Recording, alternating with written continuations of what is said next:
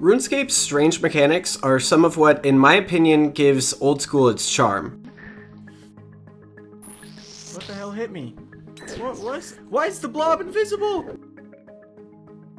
Hell yeah, we have food friends. What?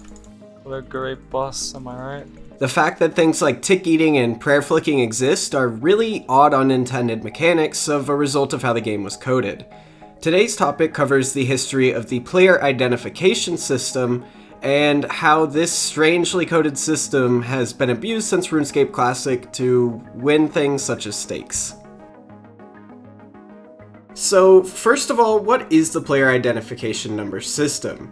Well, so that I don't have to say that mouthful of words again, we're going to refer to it as PID for the rest of the video. PID is a system where, upon logging into the game, you are assigned an ID. For example, every world can hold 2,000 players, meaning 2,000 different IDs can be assigned. The closer number you are to 0, the better your PID is. So for example, if you're number 35, that's an extremely good PID compared to someone who is maybe 350. So why is having good PID useful? Let's say you go to a drop party, you and another player click on the same item at the exact same time, your PID is 35 and theirs is 200. Because your PID is closer to 0, you will be the person that picks up the item. Or if you're fighting a boss with that same person, you may notice that your damage will show up ever so slightly sooner than theirs. Or arguably the most important place to have good PID, the duel arena. Since your PID is better, no matter what, your damage will always appear first, giving you a decent advantage over whoever you're dueling. So you may be thinking, this would be very easy to abuse. And you're right, which is why these days your PID switches every 100 to 150 game ticks, meaning about every minute or so. It didn't used to always work like this though. For over a decade, your PID would stay the same until you logged out. This is exactly how people managed to abuse it. Staking used to be one of the biggest parts of RuneScape Classic. Near the end, when RuneScape 2 came out, staking was really the only thing keeping Classic alive since Jagex stopped updating the game. Classic is a lot different from RS2 in terms of staking. It involves a lot more skill rather than the duel arena's near 50-50 chance. Reddit user Just Give It Time explains, the thought was that when two players entered into a duel, the player with the lower PID would get the first hit. In RuneScape Classic, dueling was much more skill-oriented and not left so much to chance. This is why there were specific builds. Even so, PID still helped out a lot. As a result, players would log in and out and try to get the lowest PID possible for sometimes hours. This is where a script called Skulltorch is Scriptable, also known as STS, comes in.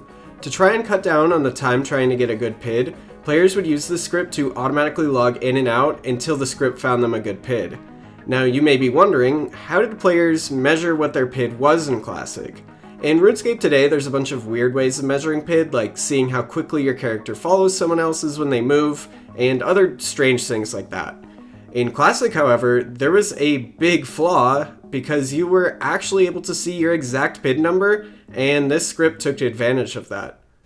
In Classic, however, there was a big oversight. There were ways to actually find your exact PID number, and this script took advantage of that.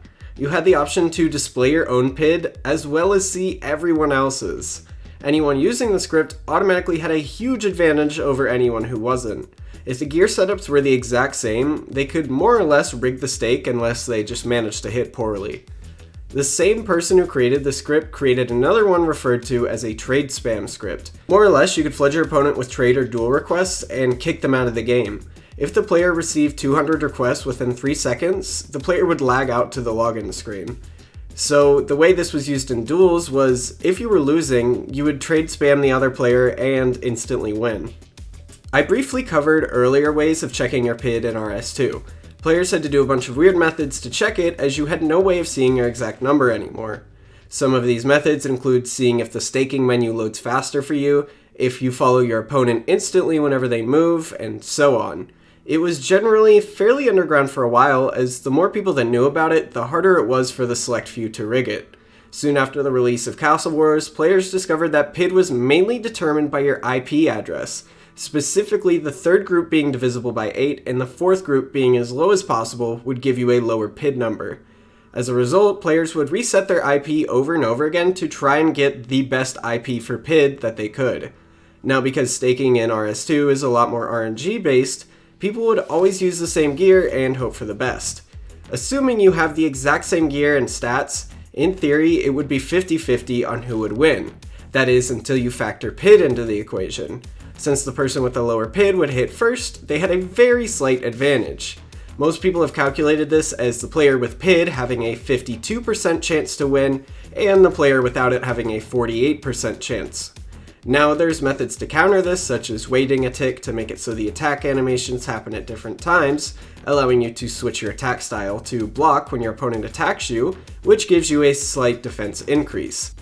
Even so, the player with PID still has that first hit advantage, and they also have the ability to change their attack style accordingly. Now this may all seem like the smallest advantage ever, which in a way it is, but it's still rigging the stake in your advantage, and a lot of people back in the day managed to accumulate a lot of wealth this way, because no matter what, your odds are consistently higher than the other person's, even by a slight amount.